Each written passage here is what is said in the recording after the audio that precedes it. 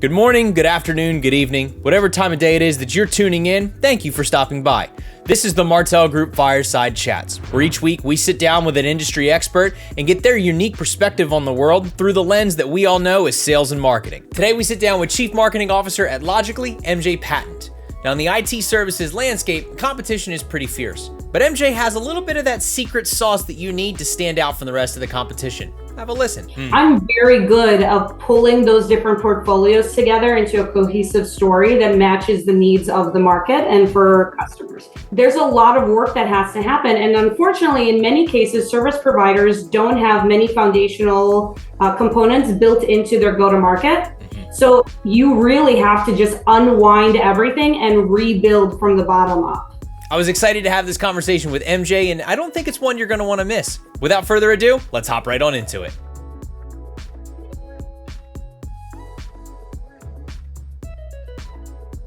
Hey everyone, and welcome back to the Fireside Chats with the Martal Group. Whatever platform you're listening on, wherever you are, whether it's morning, evening, afternoon, appreciate you stopping by, appreciate you listening in.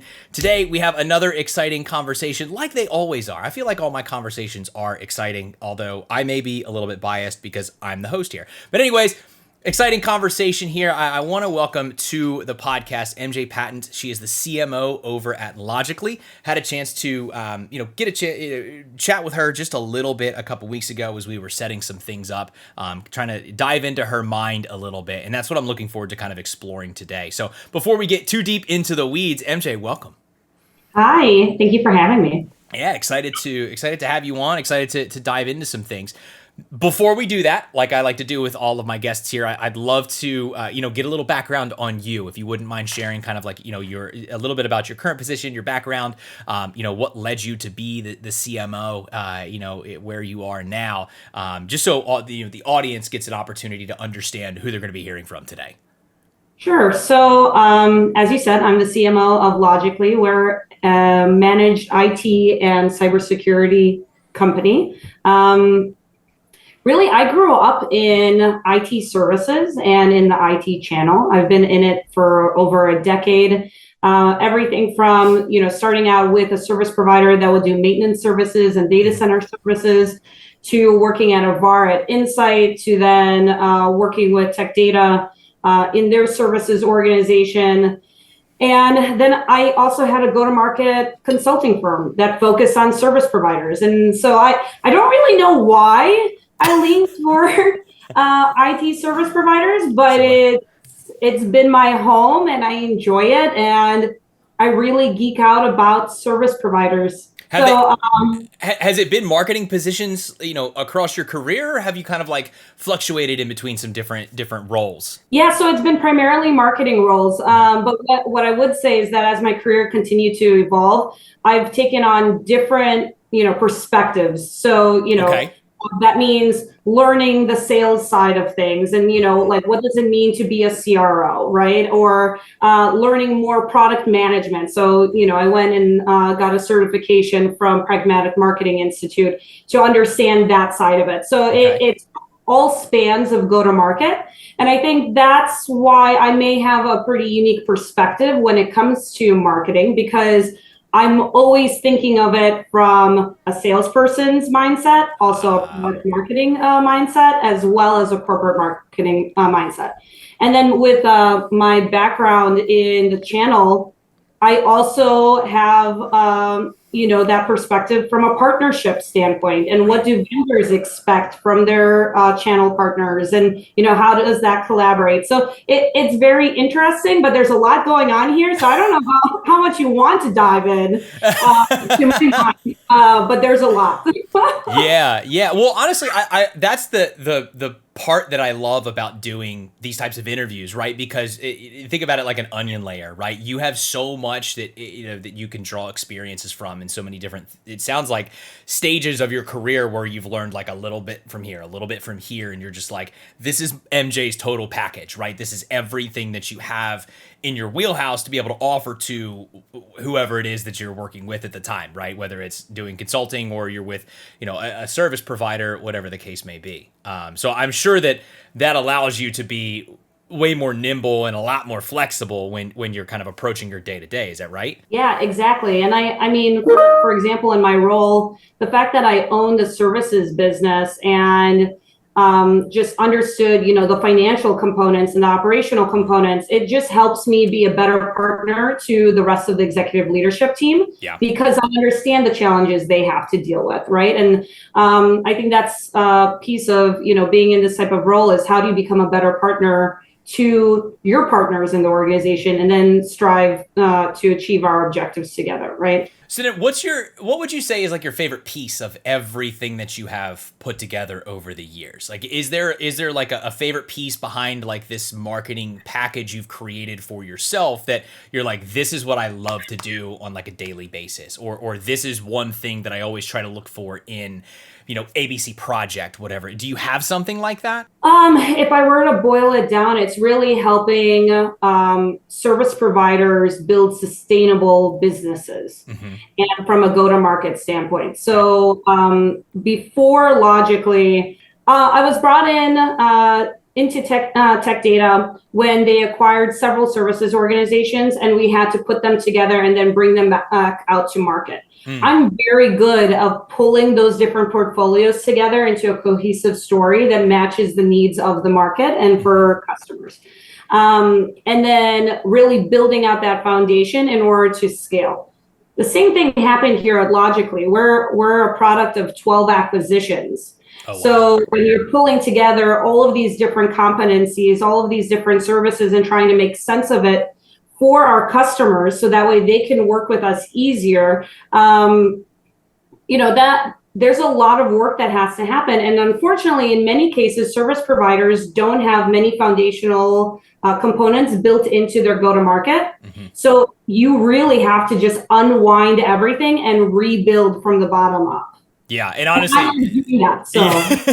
it's almost like I've used this analogy I think a couple times. It's almost like you're your own engineer, right? Where you get to like break things down and build them back up. It's just you're doing it from a marketing angle, not like actually breaking down a piece of like machinery or something like that, right? The Legos is usually the analogy I use because I'm a child at heart, and there's Legos sitting on the shelves behind me. But anyways, you touched on a really good point, and I think that if you look at the space that you're in, now this is just my perspective, please tell me if I'm wrong.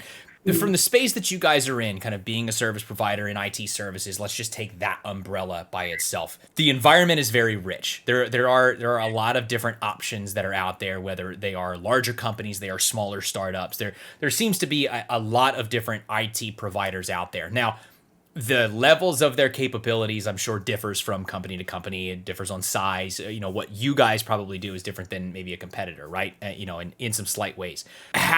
What's the challenge there in terms of trying to stand out? Like, standing out is obviously something that every company needs to do in some shape, way, or form. But where does that challenge come in for you, and how you personally are trying to approach that? From a marketing perspective, and not just for. Try to reframe that question a little bit, not just for Logically. I want to know how MJ is approaching that. Does that make sense? So this is something that I helped other service providers do. And, I'm a strong believer of really understanding your portfolio and your service provider. And I think that is what then helps you define what are your differentiators out in the market, and for you to really press in there or identify what are the strategies to strengthen, gaps. What I have found is that most service providers don't have an individual that manages the portfolio. So I'm going to take a step back. Think about a product company, right? There is someone who envisions what that product looks like, thinks about, the life cycle of that product, right? And then they work with the engineers, on all of the different features, et cetera. They are talking to their customers. They're determining what do we need to have on our roadmap, and they're developing that entire product and working then with sales and marketing, et cetera, right? Yeah.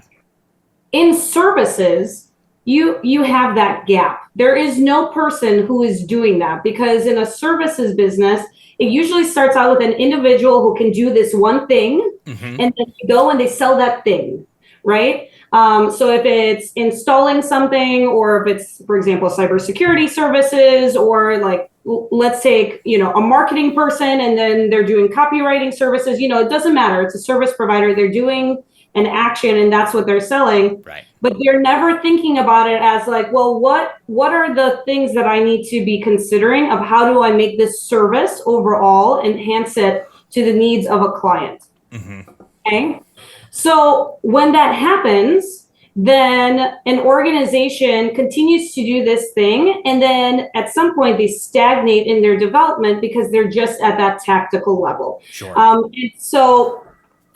Something I try to coach service providers on is trying to build out a group of service portfolio managers. So they're essentially product managers for services that are looking at the services. They're looking at what are the requirements of our customer.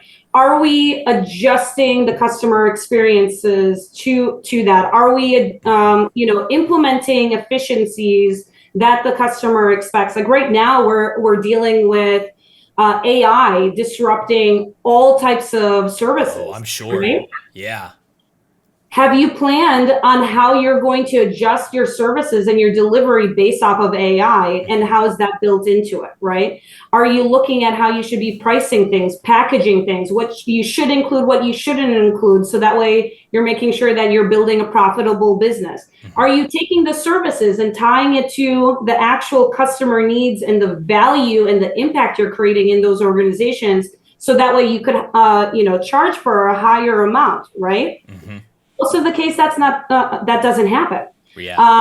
That's where my mindset is, and usually when I work with service providers, that's what I ask. I take it from like, okay, you are doing X. Well, let's translate that to what's the value? What is that helping us achieve within our customer? What's the long-term impact there? How would they realize that that's an impact in their business, right? Because then that translates across all of the rest of the go-to-market materials. Yeah.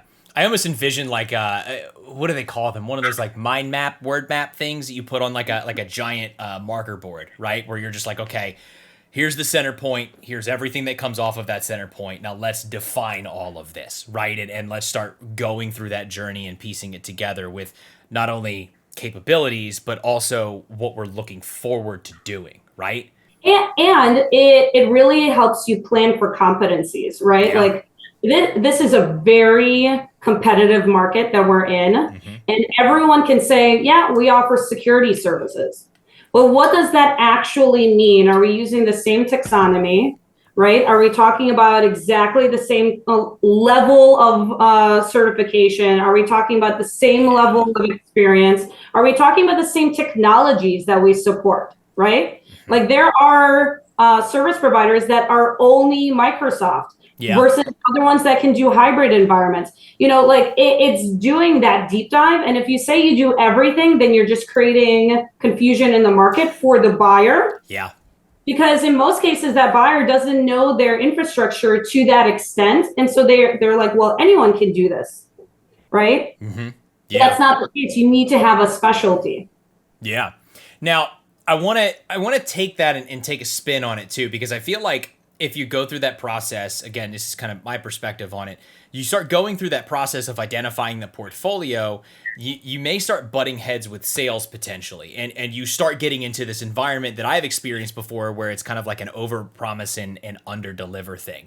So I'm sure that you've experienced that just by you kind of nodding your head yes, right? What are you doing in those situations? What's your process for trying to manage that to make sure that you don't have some rogue salesperson that's out there saying, oh yeah, we can support all of these technologies when maybe you can only support a fraction of that? So this is where you really need to make sure all of these functions are fully aligned, right? Because that problem happens when you don't have full alignment. If I look at it from like a circular standpoint, like a flywheel, right? Like you have services that's delivering it. You have marketing that's creating the demand into sales. Sales is giving us feedback of what they're hearing from the customers. That's going back into services. And it's just like, it's kind of going evolving process, right? Well, sales is hearing a need in the market. And so they're identifying that. And sometimes they go ahead, if they're not aligned, they'll go and sell it. And then what ends up happening is the churn at the end of the day, right? And that's not good because then it impacts your reputation, you get bad reviews, etc. Like, so you don't want that to happen. But if you're fully aligned, what ends up happening is having an understanding that, hey, sales, sell what's on the cart. Please. Right? Because if you don't, it means this in the long run, which, doesn't help us, be sustainable. But I am going to notate your feedback, right? And we're going to put this, in our assessment pile, essentially. And we're going to think about, how do we solve for this? Is there a business case for us to invest in the resources to support this, right? How much would that, what would be the effort to do that? Or is this a partnership opportunity where we partner with a service provider that does this really well? Yeah.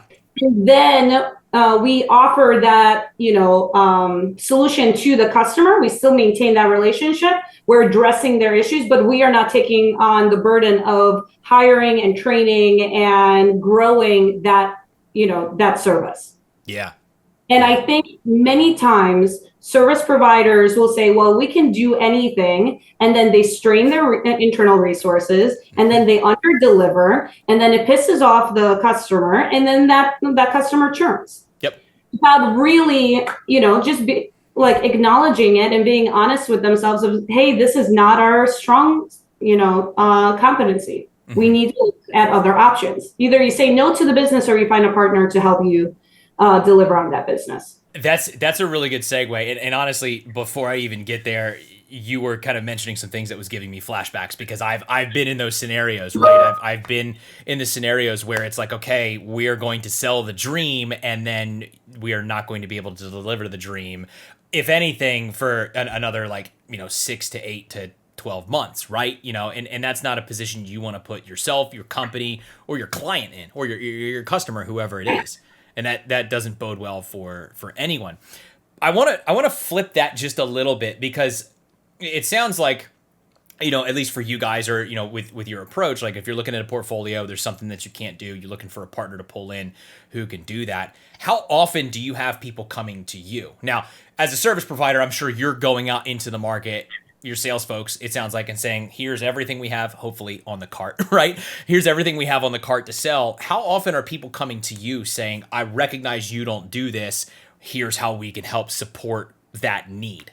Yeah, it actually happens quite often. And you see this right now in the IT and cyber industry because of, competencies, right? So, it's hard to scale in a human business, right? So that's why you end up finding a greater, development of the ecosystem. Jay McBain for the past few years has been talking about the overall ecosystem, and how are you addressing this? How are you working within the greater channel ecosystem? And you're finding, for example, so most service providers, especially IT service providers, are very small. They're less than $10 million in revenue. All right. If a large customer comes their way, most likely they cannot support an enterprise level customer. So what you have seen is a growth of master service providers, where they work with smaller MSPs or MSSPs to offer additional scale. And so this is, it's continuing to grow. So we're seeing a lot of that, where a service provider will come to us and they're very niche. They only do this, and we'll partner on that. Or, where it's a relationship where we're essentially the overflow, right? I've seen this model work as well as when I was at Insight. The service provider I was working at, we were a partner of Insight's. And so we had a very large hotel chain that we were supporting on a project. There was no way we were going to have enough people to actually deliver on that. So we had to partner with Insight, but we looked like one company, right? And we were able to deliver on it, but it was that strength of that relationship. Yeah. Is that coming? Because I'm just genuinely curious. Are you seeing that in just kind of like the service provider space? Is that happening more in just like a partnership? Like, hey, I need help with this. We're willing to give you this business. We partner on this together. Or is it more like hey, we want to acquire you so that we as one entity can do this, and there's no like gray area between like organizations? Is there like a difference? A combination. Okay. So and typically what I have consulted on is start the partnership, because partnerships are difficult, okay, in general. And I'm not going to, I know several experts in partnerships, so I'm not going to I'm not going to consider myself as great of a expert in that area as them. But partnerships are very difficult. They require constant communication, constant alignment, etc. There's a lot of tools that help you do that. My recommendation is, when you're starting out with the partnerships, you start out small, you prove out the concept, you prove out all of the processes to make sure it flows as easily as possible. But what it also helps you identify is, if there's enough of the business, maybe there's a merger opportunity down the road. Okay, I would suggest doing that first rather than just going into the acquisition mode. Now, there's a lot of companies that do that, and they have those add-ons.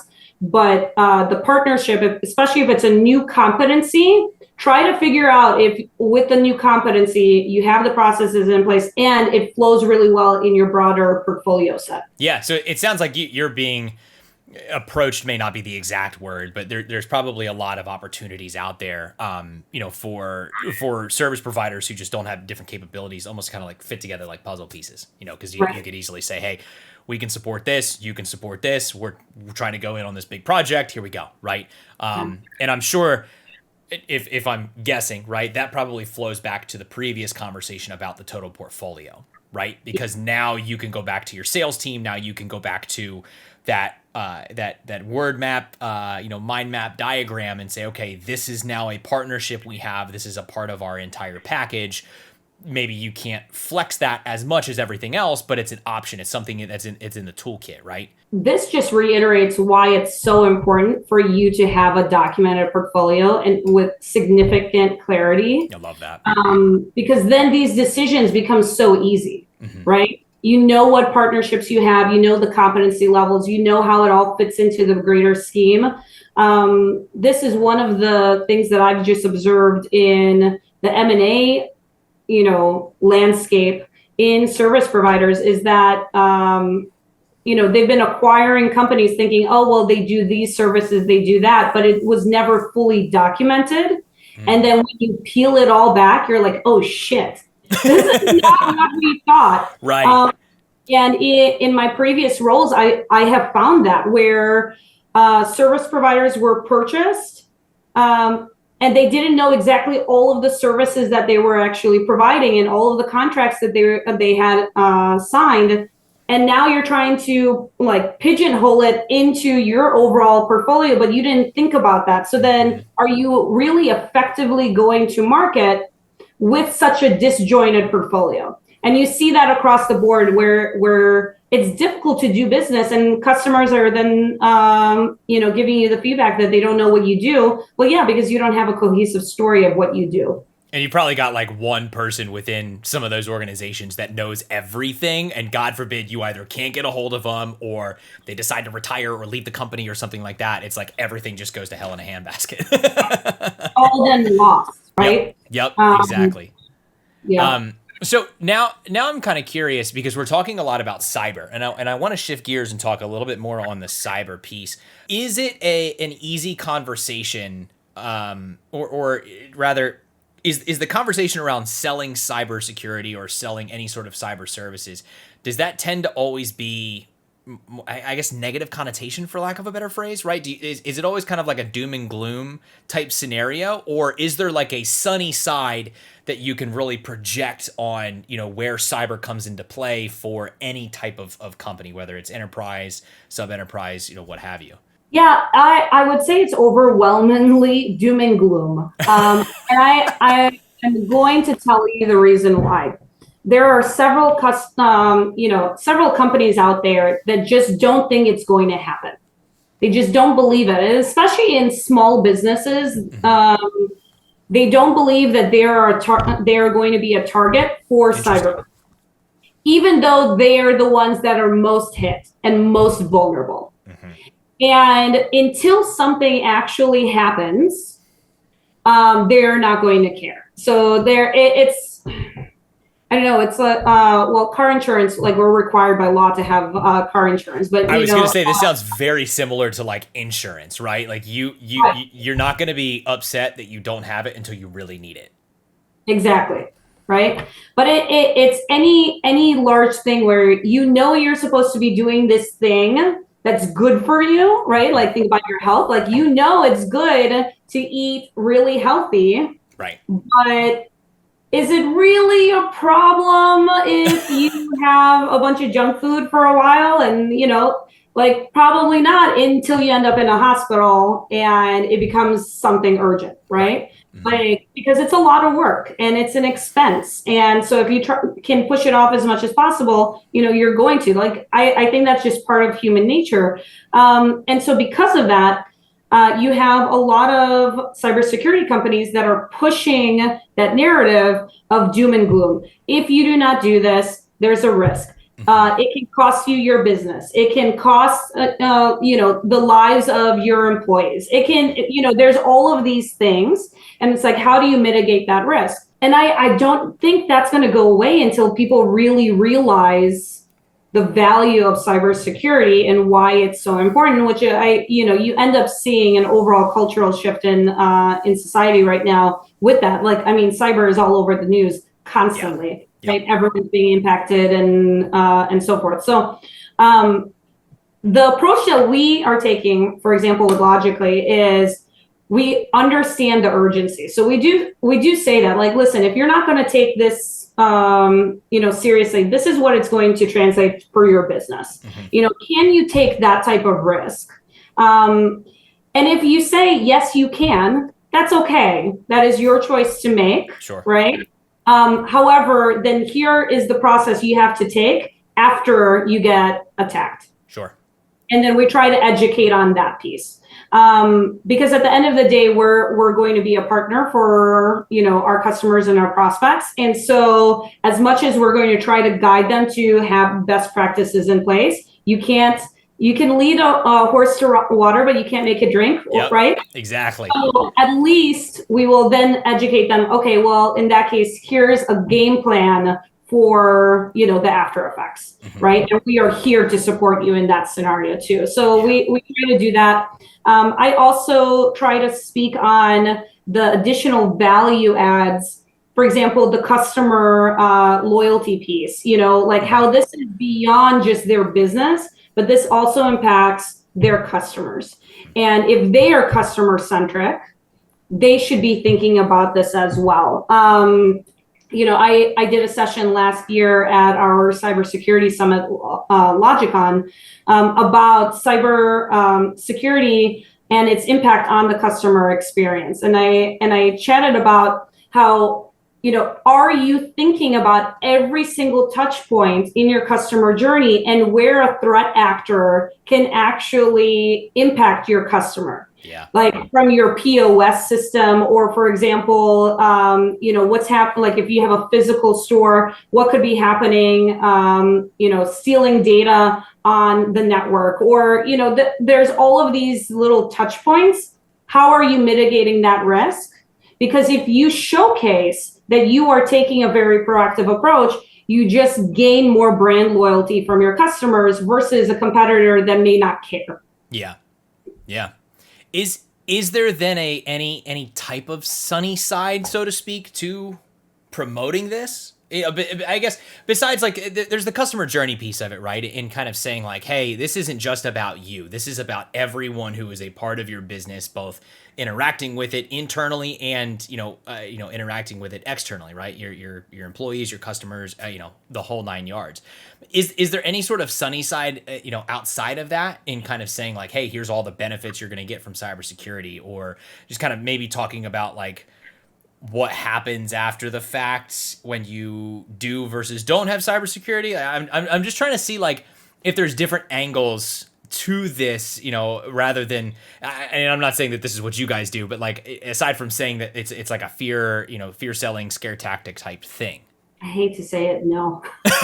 Like, because, like, I don't know, and I'd be curious what others think Sure. in this situation, because I just think of where we are with cyber attacks and how it's getting worse due to AI. Mm-hmm. And just the distrust it's also creating in the market. And it is all doom and gloom. And I think it's a level of acceptance that this is part of our life. And so how are you addressing it? Mm-hmm. And if you are not going to address it, at some point your business won't be around. And you won't be able to, achieve your greater mission, right? Like if you're like, Right. if your greater mission is to help a bunch of people or to make an impact or whatnot, you won't be able to do that because, the cyber attacks are going to take care of it for you, Mm-hmm. you know? Do you I like that? That just sounds so sad. no? And on well, it's the reality of what you guys do, and it's the reality of just cybersecurity in general. And you're right. You hear about almost weekly. It sounds like you hear about another data leak, or you hear about another cyber attack or something like that. I mean, you think about all these different social media sites that people are a part of, and admittedly, I am too. Right? I'm sure that we all are. And you hear about just kind of all the opportunities that are being taken advantage of by groups of people, singular people, whoever it is.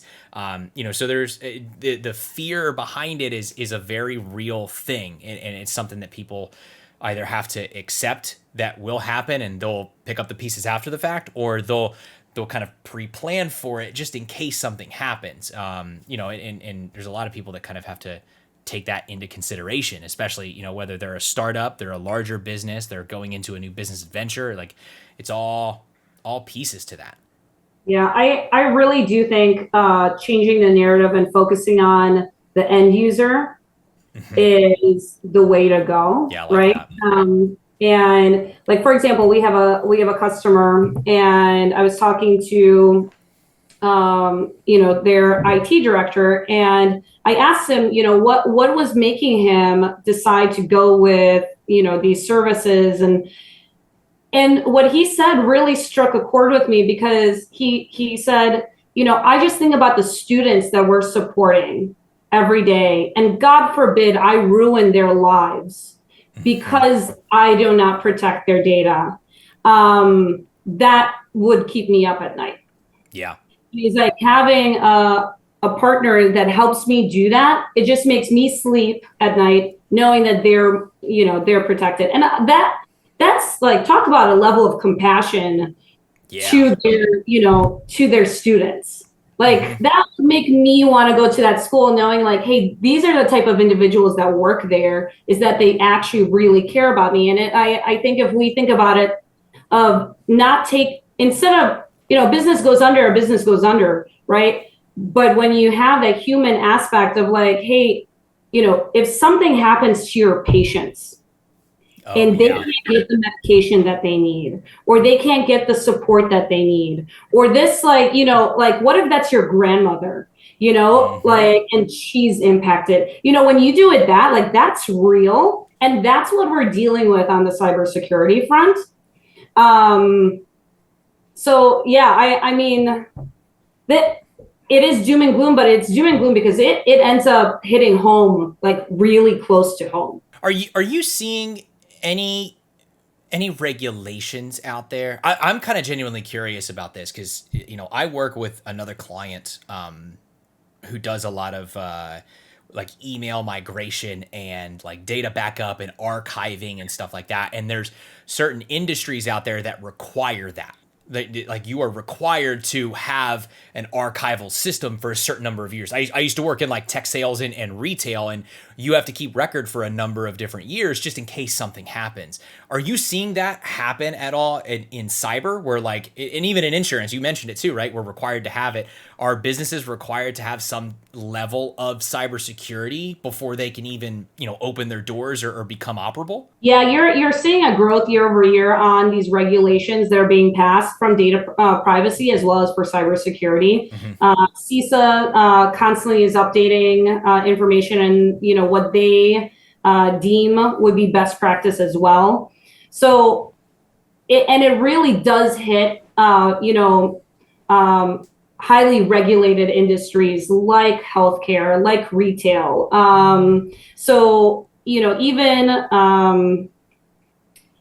for the SEC, they have enacted like requirements from a cybersecurity standpoint. You're seeing, one of the latest things I saw is they will start holding the executive level and the board responsible if a cyber attack happens. Okay. And how, and like now you're going to be personally liable if this is not addressed, right? Like that, you're seeing more like greater pressure from the government. And I believe it's because at the end of the day, humans are the biggest risk, right? You can educate them as much as possible and, do all of the education and the training and, just everything that's out there. But they continue to be the largest risk to these attacks. Government is putting on pressure, but it's really up to the businesses to protect not only their business, but like I said, it's their customers, right? And those end users. So it's probably safe to say then just like you said, right, the human, right, that element is still probably, the one major thing that's getting in the way of everyone else. Obviously, humans have the decision power, right, in their businesses and stuff like that. But is that what you see is just like the biggest factor behind all of this, not being more widely adopted? Yeah, I do. I think there's there's a little bit of, people just not realizing how big of an impact it is, and also how easily it can happen to them. Right. I mean, we're talking about back in the day where it was a poorly written email, the joke of the like Nigerian prince. Yep. Right. And today, these are very sophisticated attacks. Right. And especially now where we have AI tools like ChatGPT for bad guys, they are quickly, just like sending these out and getting, it's like causing total, like, I don't want to say chaos. I don't want to be exaggerated, but it's the a reality. lot. Yeah. It's the reality we're in, and they're extremely sophisticated. We did a session with SaaS Alerts last month where they showed a live session token hijacking. And I'm telling you, like, I'm sitting there and it looks like the website. It looks like Microsoft. The login looks exactly the same. I probably would have no idea. And I'm dealing with, cybersecurity constantly on a daily basis. And I'm super paranoid. My husband can tell you, like, when it comes to like clicking on anything or QR codes or anything. Yep. And yet it was so realistic. I'm like, if that's what we're up against, like how do you combat that? So I think the regulations are going to continue to grow. I think they're going, especially due to the AI impacts. Even cyber insurance companies, they are becoming stricter about their requirements. And here's the thing, there's a lot of business owners that will check off that, yes, we have this. Yes, we have this. Well, by the time an attack happens, if you really actually don't have it documented, they don't get anything and no support. So you really need to make sure, yes, you have the things that are required by these cyber insurance companies to to protect your business. But yeah, it's just growing across the board everywhere. Are you seeing, and I think of like a few personal like family examples on this one, but are you seeing that there are certain age groups that are more willing to adopt cybersecurity or more willing to have a conversation around it than others? Because I have thoughts in kind of opinions on where some of that age let's call it age differences are, I would think that maybe someone closer to my age, I don't want to assume your age, but is someone closer to my age is probably more willing to have that conversation because, I would say there's a pretty decent sized portion of my life that is on some type of social media or some type of internet presence just because of the nature of what I do. Somebody who's maybe older, now, of course, I'm making assumptions, somebody who's maybe older probably isn't going to have that type of, that awareness or that kind of rush or urgency to adopt any sort of cybersecurity. Are you seeing it that way? Is it divided a little different? What's it look like? Yeah, I think there's a couple components. One, the senior community, they get hit the most, right? Like it's like anything. The most vulnerable communities get hit the most, and you see senior citizens being that. Where back in the day, for example, everything that they used to read or see, like they believed was real. Mm-hmm. And we are now in this age of disinformation, right? Where we have deep fakes. You can't even believe videos. Not with AI recently. It's insane. No. And when, like, for them, it's the most difficult, right? I have this conversation with my parents on a regular basis. Same. Yeah, because like my mom will get a text message and be like, "Hey, your Netflix account is expired, and you need to put in your payment information." And she's like, she calls me by my first name, Majana. So she's like, Majana, like, is this something for me? Do I need to do something? And I'm like, Mom, you don't even have a Netflix account. That should be like signal number one. Like red flag number one here. Come on. Yeah. But I have to have this. Or for example, with the vishing attacks that are happening, right? Where they are mimicking. And for example, my voice happens to be recorded in multiple places. Yep. So it would be easy for someone to recreate MJ and then call my mom and talk to her and say, hey, can you please send me money? Or can you do this? Or like, yeah. And my mom would believe it. So I've had to have conversations of like, okay, well, what is our code in case I'm in trouble, what I say to you? So that way you can verify. And like telling her, hey, if that ever happens, you hang up the phone and you call me back directly to verify that it's actually me, right? But I have to have those conversations. So you see the senior community, they're, I think, the most vulnerable. Obviously, children, like, especially their access to social and everything, that would be secondary. From a business perspective, as I mentioned earlier, I think it's the small businesses that just have this belief that they're not worth it. Okay. But yeah. So you know what I mean? Like, well, why would they come after me? I barely have anything compared to these large organizations. Well, guess what? These large organizations can afford entire security teams and their own, security operations center. They know you don't have the same protections. You are easy to, so they're going to go after the most vulnerable group, right?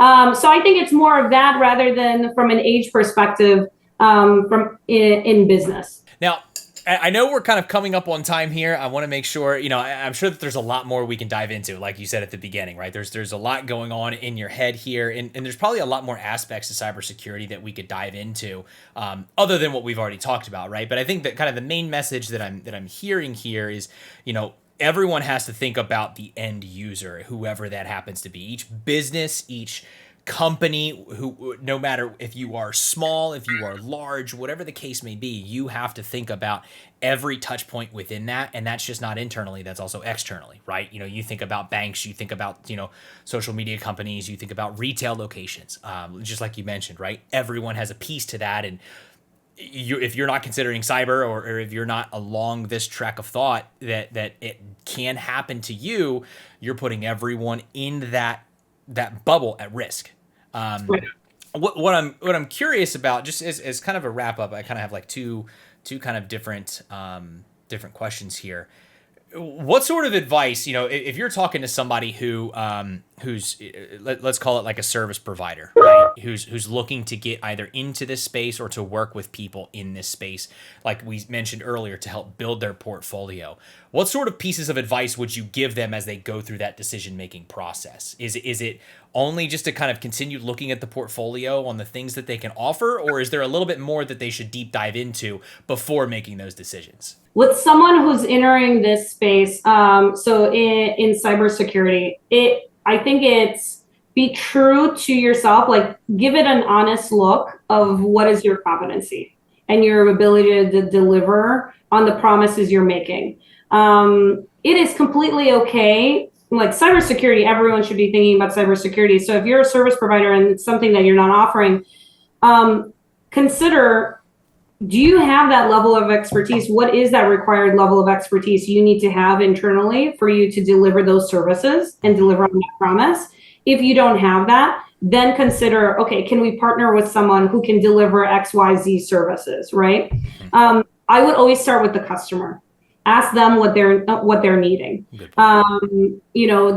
a lot of opportunities, a lot of great conferences and communities. Like CompTIA is a really great community, and then they stay on top of, here's the latest type of services that service providers need to be considering.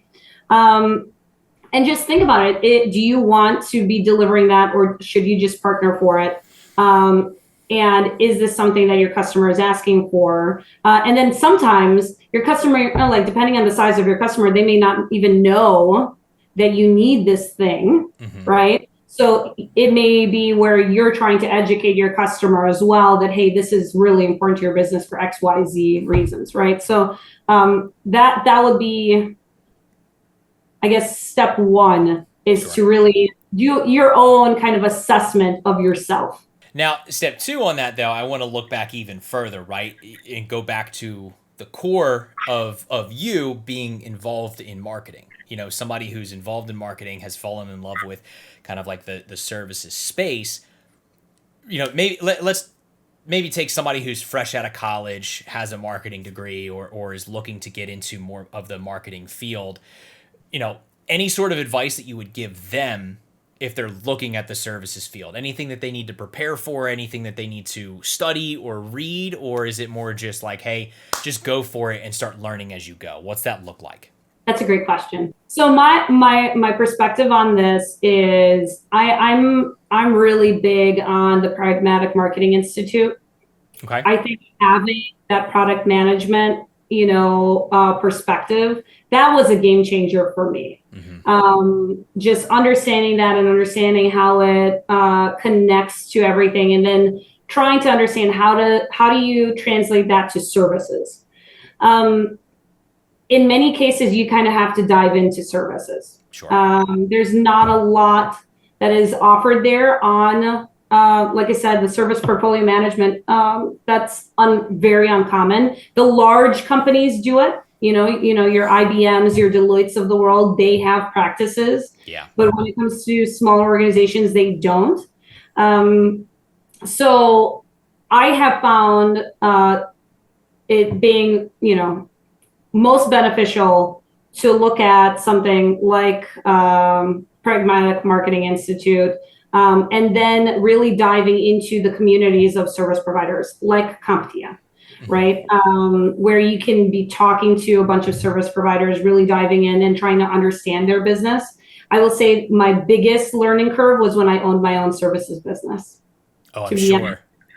You can talk about theory all day long, but when you're doing it yourself, you're like, oh, shit, this is a very different thing. I'm making very different decisions than what I would like tell people to do. Right. And so that's also really great experience to gain from that. I like that. Yeah. It almost, at least just from what I've understood from this conversation, from you, it really sounds like you enjoy what you do, and you've enjoyed kind of like the journey that you've been on, whether it's highs or lows or, all the bumps in the road, whatever you want to call it. But it sounds like you've got a good love for this type of field. And so it probably takes a very special person to get involved in that and kind of understand where the opportunities are within this, right? It's not just something. I did this a couple podcasts ago. We talked about how marketing isn't just arts and crafts, right? And that holds true in this conversation too, right? In the previous conversation, it was more so like, okay, how are we tying teams together, and how are we going through not over promising and under delivering, right? For you, it's a little bit more on like the portfolio side. It's okay, we need to pull in all of these pieces because we are a service provider. What are those services, and where can we execute on that? And so that again, I think that takes a special person to in a good mind to pull all of that together to make sure that, you are ultimately not, over promising and under delivering. Yeah. It's really that clear understanding of the interdependencies between all of those function areas and how they all need to work together. And it's extremely complex. And I think that excites me. I like the complexity of it. And unwinding it and everything. And I just, as I continue my career, I keep picking up new things of, because you also have to take into consideration corporate politics, right? And change management and all of this stuff. It's not unfortunately, with a services organization, to properly scale, it really requires you to have a deep understanding of that interdependency. So I'm excited for the continuous journey. One day I'll write a book about it, and then I'll be like, read the book, and then that'll help. Yeah, this is like my memoir. This is everything you need to know about me.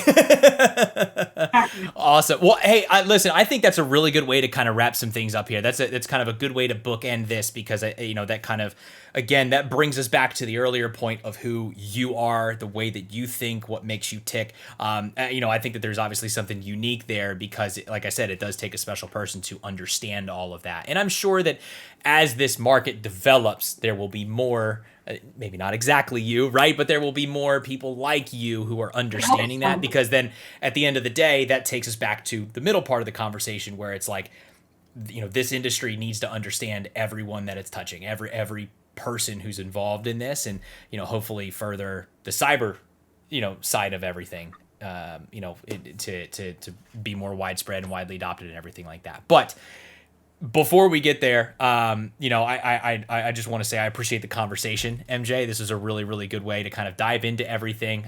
So I really appreciate you being on, appreciate you being here and a part of this. And I'm sure that there will be more room maybe for a further conversation down the road if something major changes within cyber, or if we have, hopefully not like an attack or anything crazy like that, but I'm sure that there will be other advances and stuff like that where maybe we can come back together and just kind of get an update on where MJ is, where the market is, and so on and so forth. But for the time being, MJ, thank you so much for being on today's Fireside Chat. We really appreciate it. Thank you for having me. Shout out once again to MJ for spending some time with us on this Fireside Chat. MJ has a true passion for what she does and standing out in the IT services and cybersecurity space. And I hope you enjoyed that conversation today. If you have a favorite part that you enjoyed, feel free to leave a comment down below and let us know your thoughts on this chat with MJ. Be sure to like the video, consider hitting the subscribe button, and turn on those notifications so you can be alerted when future chats go live on our channel. Thanks for listening, and as always, happy hunting.